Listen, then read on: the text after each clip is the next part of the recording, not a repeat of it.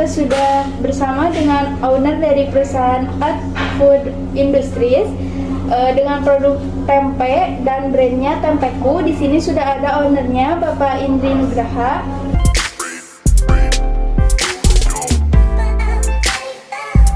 Dan kita akan bertanya-tanya kepada Bapak Indri Nugraha. Boleh. Perusahaan ini kapan berdirinya, mulai berintisnya dari kapan, Bu? Mulai berdiri perusahaan ini sebenarnya sudah turun-temurun. Namun saya meneruskan dalam kondisi yang tidak baik-baik saja saat itu, yaitu tahun 2014 di bulan Mei.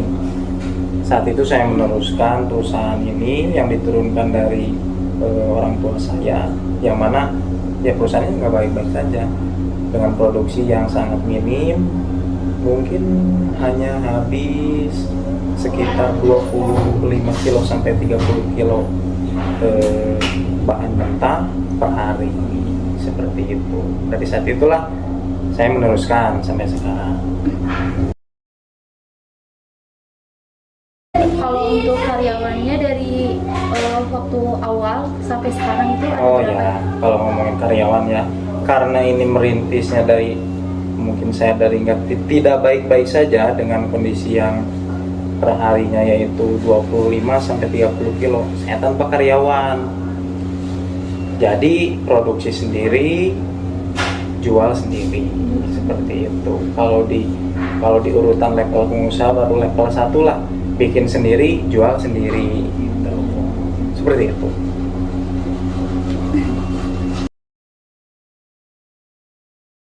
Kalau untuk usaha ini itu usaha sendiri atau kerjasama? Saat ini alhamdulillah usahanya usaha sendiri, tidak ada kerjasama atau investor dari yang lain. Ini pure usaha modal sendiri, seperti itu. Kenapa Bapak tertarik sama usaha ini gitu? Apa sih alasannya? Alasannya karena terhimpit ekonomi ya, karena kondisi sudah menikah. Kalau sudah menikah kan ekonomi itu memang sangat dibutuhkan ya. Sebelumnya udah usaha yang lain, sebelumnya udah usaha dari minyak apa, kan saya backgroundnya dari farmasi. Background saya dari farmasi, makanya saya usaha minyak atsiri, dalam itu bukan minyak itu ya, bukan minyak sawit, minyak atsiri untuk kebutuhan farmasi. Namun saat itu mungkin tidak cukup ilmu, tidak cukup juga modal mungkin ya. Makanya saya kembali lagi ke fitrah orang tua yaitu jadi tukang tempe, seperti itu.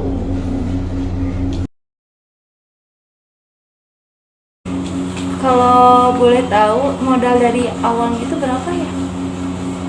Modal awalnya tergantung pembuatan. Intinya kita harga dilihatnya dari range harga sekarang. Harga kedelai per kilo yaitu sekitar 10.000. Udah itu aja patokannya. Mau itu bikinnya berapa, modalnya berapa, yaitu untuk bahan ya. Tapi untuk modal alat itu karena kondisinya tidak baik-baik saja, seperti itu. Mungkin modal awal tidak cukup besar untuk tempe ini. Mungkin sekitar 10 jutaan lah. Ya, 10 jutaan. Seperti itu. Untuk waktu jualannya itu dari jam berapa sampai jam berapa ya kalau kira-kira? Kalau waktu jualan tergantung pasarnya ya. Kalau pasar tradisional biasanya dari subuh, beda-beda. Pasar tradisional juga beda-beda. Ada yang waktunya ambilnya malam, ada waktunya ambilnya dari pagi. Karena saya banyak reseller, bukan hanya satu ya, seperti itu. Jadi waktunya sekitar waktu ibu-ibu mau masak aja. Nah, kalau ibu-ibu mau masak jam berapa? Berarti itu waktunya ke pasar. Berarti sekitar pagi lah. Ya, sampai jam 12 paling siang. Seperti itu. Kalau langkah-langkahnya yang buat bikin menarik si pelanggan itu apa ya? Jadi biar tertarik gitu. Dia ada ilmu-ilmunya ya. Iya. Ada ilmu-ilmunya dari apa yang bikin menarik dari produk kita. Yang paling penting adalah satu, kualitas. Udah pasti. Iya. Udah pasti itu kualitas. Yang kedua, harga. Tapi ada yang paling penting dari situ yang bisa menghipnotis dari pelanggan kita. Apa itu? Yaitu kemasan. Nah, dari kemasan. Dari kemasan yang kita kemas itu, dalam kemasan itu gimana caranya untuk menarik para pembeli. Dari kemasan yang caranya menarik lah, kita bikin dilihat langsung gimana caranya kemasan itu ketika dilihat langsung menarik. Tidak ingin membeli pun minimal ingin melihat. Nah, gitu. Yang pertama itu. Yang kedua yaitu untuk memenuhi kemasan gimana sampai baik, gimana sampai bagus gitu ya. Kita bikin logo yang baik. Terus selain logo, kita juga karena bikin brand ya, branding. Jadi branding itu yang paling penting. Branding produk, gimana caranya tempe kita itu mudah dikenal oleh orang lain. Nah, seperti itu. Mulai dari dari perizinan, mulai dari ya segala perizinan lah, mulai dari cek lab, semuanya harus ada. Kalau usaha seperti itu, alhamdulillah tempeku di sini udah ada izin dari Dinkes, PRT, udah dari MUI, terus cek lab dari Sukopindo, semuanya udah beres. Bahkan barcode pun ada untuk siap ke retail. Seperti itu.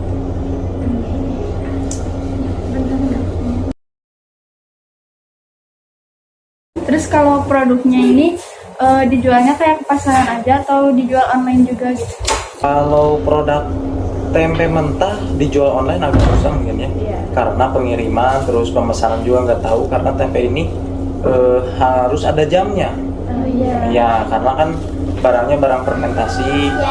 Jadi untuk nyetok itu harus dengan kondisi, apalagi kalau online kan ada yang jauh, terus pengiriman juga nggak tahu. Nah itu, jadi untuk online belum ada. Jadi kita untuk online belum ada. Kalau untuk reseller di mana saja resellernya? Yang pertama ada di pasar-pasar, mulai pasar Batu Jajar, Patrol, Padalarang, pasar Antri, pasar Dago. Nah, ada juga reseller yang kita bikin kita bikin gudang.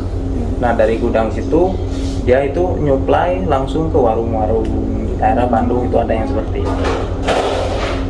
Seperti itu. Nah, untuk harga tempenya itu berapa ya dijualnya tempenya? Bervariasi sih, variatif. Harga tempenya mungkin ada yang kecil, ada yang besar. Yang terbanyak, yang paling best seller, yang banyak digunakan masyarakat itu di range harga 9.000 sampai 10.000. Dari sini kan 8.000 sampai ke pelanggan, sampai ke penjual 9.000, ada yang 10, ada yang 12, seperti itu.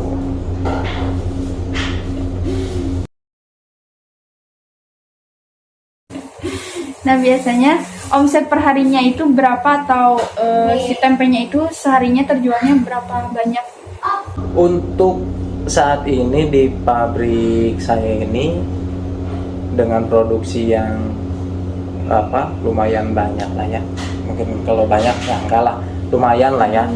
Sekitar 75 kilo dengan omset sekitar 11 sampai 12 juta per hari. Ya, seperti itu.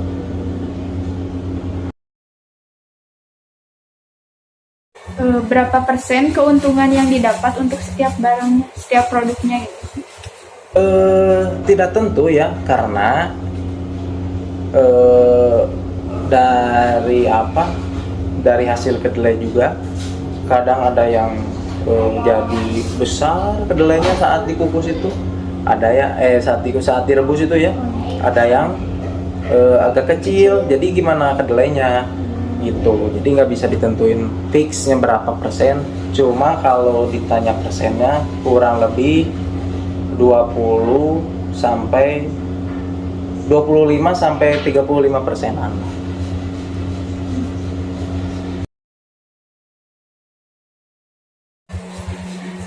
Terus kelebihan produk yang dijual dengan produk yang lain gitu. Jadi tempe di sini tuh kelebihannya apa dari tempe yang lain? Nah itu ya, alhamdulillahnya kelebihan tempe dari sini itu pertama yaitu yang paling penting apa? Branding. Untuk menjaga branding itu apa? Satu, kualitas. Untuk kepercayaan ada izin-izinnya, izin mulai dari Dinkes, izin mulai dari MUI, berarti udah terpercaya, udah aman untuk dikonsumsi masyarakat. Karena apa? Untuk MUI, untuk Dinkes nih ya, untuk Dinkes kita oleh Dinkes diperiksa mulai dari pengolahan dari awal sampai akhir, higienis tidak, apalagi dari MUI higienis tidak, halal tidak, suci tidak. Alhamdulillah sini sudah terregistrasi Dinkes dan PRT, bahkan sudah diuji lab juga gitu. Terus apa saja kendala yang dihadapinya? Kendala yang dihadapi untuk saat ini mungkin karena banyaknya bantuan-bantuan ya, kalau untuk usaha seperti ini ya, itu bantuan-bantuan, banyak bantuan-bantuan terus membuat membuat omset kita menurun. Tapi pada saat bantuan itu yang ya pada intinya gimana penghasilan masyarakat saja. Kalau masyarakatnya emang penghasilannya udah bukan penghasilan ya, pendapatannya mungkin stabil ya, mungkin bisa stabil juga, bukan buat hanya tempe saja ya, tapi untuk semuanya gitu. Tapi alhamdulillah dengan adanya bantuan kadang alhamdulillah selalu habis lah, dengan cara yaitu kita turunkan produksi. Jadi kendalanya itu aja, seperti itu. Kalau kendala pemasaran, kalau kendala produksi, untuk keadaan di pabrik mungkin pabriknya kecil gitu. Untuk sekarang ya pabriknya kecil, jadi kita kan memerlukan udara segar yang banyak, sedangkan produksi banyak, pabrik kita masih kecil, jadi itu yang tidak balance, seperti itu saja. Motivasi atau tips apa saja sehingga usahanya dapat eksis bahkan maju sampai sekarang? Motivasi dulu ya. Motivasinya adalah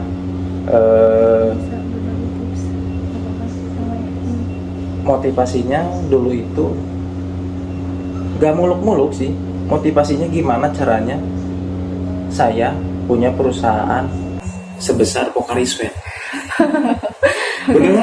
Gila ya, perusahaan jauh. Nah emang kayak gitu, karena saya kan dari farmasi. Saya dari farmasi dulu ikut KKL keliling perusahaan di Jawa Bali lah ya, di Jawa Bali. Kebetulan saat itu masuk ke perusahaan Pocari Sweat. Nah karena saya basicnya suka alat perusahaan, suka alat pabrik lah, suka produksi, lihat produksi itu suka. Jadi dari situ saat masuk perusahaan Pocari Sweat itu, wah nggak ada orang gitu, nggak ada orang. semuanya pakai mesinnya, itu pakai mesin. Wah, saya juga harus seperti itu. Nah itu motivasinya dari situ.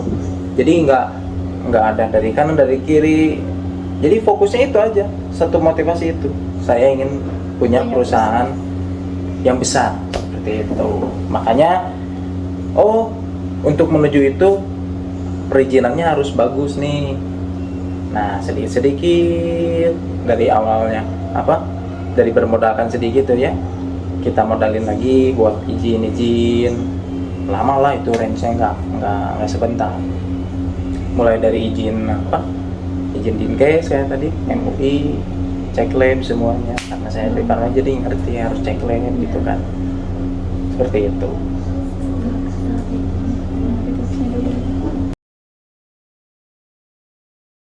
Apakah bisa berbagi tips untuk para calon pengusaha gitu yang ingin membuka usaha seperti ini? Tipsnya untuk calon pengusaha yaitu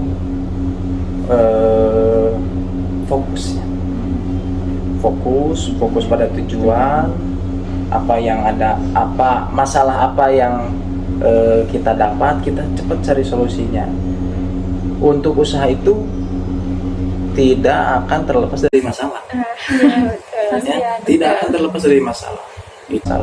Itu mau masalah penjualan, mau masalah produksi, mau masalah pekerja, semuanya itu pasti ada. Nah, kita harus cari solusinya yang baik. Gimana caranya? Sedikit demi sedikit lah.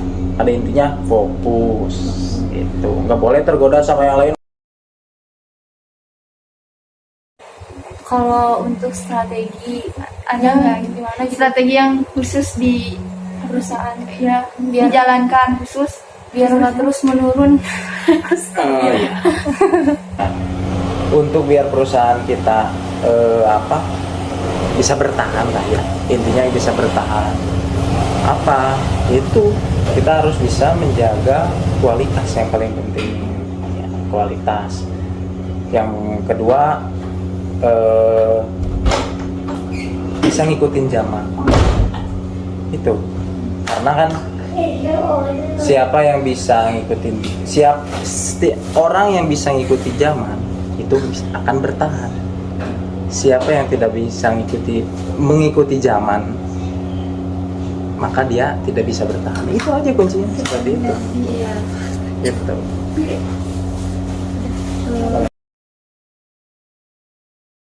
Waktu di zaman COVID gitu, ada Ya. penurunan nggak dalam Dan produksi Iya, ya, produksinya untuk gitu.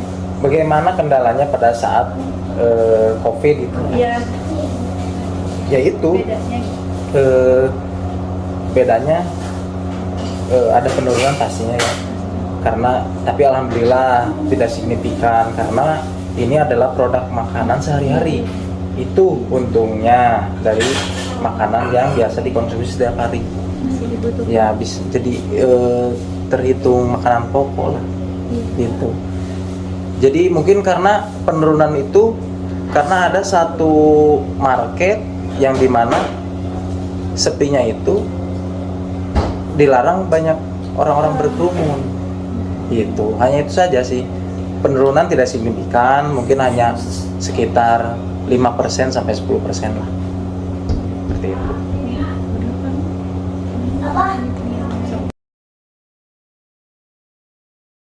Pernah nggak mengalami penurunan yang drastis gitu sampai turun hampir mengalami bangkrut gitu ya, kebangkrutan gitu? Alhamdulillah sampai saat ini belum pernah mengalami penurunan drastis, apalagi sampai kebangkrutan. Alhamdulillah ya, minta maaf. harus tetap maju. Amin. Jadi ya itu paling juga masalah-masalah reseller lah, yang mandek di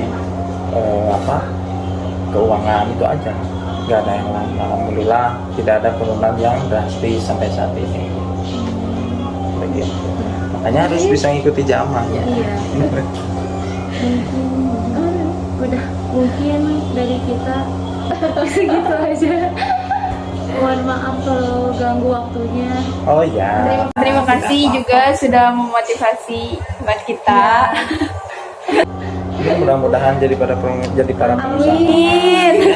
Jadi pengusaha itu nggak perlu langsung besar, Iya. tapi Merintis dulu.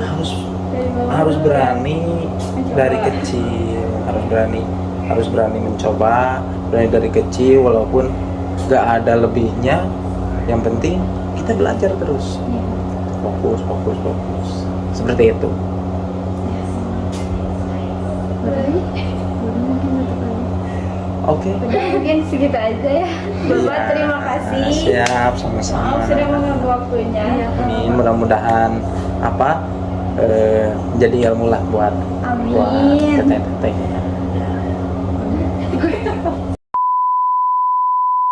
Nah sekarang kita sedang bersama salah satu karyawan dari perusahaan AAT Food Industries dengan Bapak Restu. Kami akan bertanya-tanya kepada Bapak Restu. Bapak izin bertanya, untuk saat ini udah berapa lama ya Pak kerja di perusahaan ini? Saat ini kurang lebih dari tahun 2013 sampai sekarang. Oh, udah lumayan lama. 8 tahunan.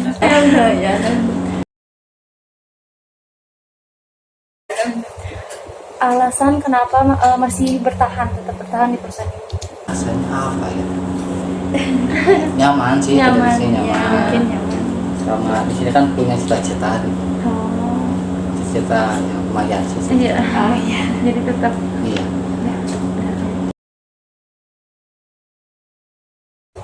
Terus pernah mengalami kendala apa saja sih saat bekerja gitu? Kalau kendala banyak sih, kendala Iya. banyak. Salah satunya. Salah satunya aja. Satunya ya apa ya? Yang paling sering tuh tentang ini disiplin karyawan. Masih kadang bagus, kadang enggak gitu, masih belum stabil.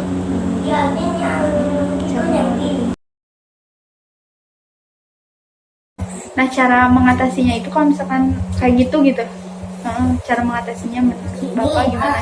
Cara mengatasinya ya di apa ya? Ditegur atau Di gimana? iya, salah satunya ditegur, yang kedua diberi sanksi. Oh Gitu. ya. Udah aja. Udah terima kasih Bapak mungkin Udah. itu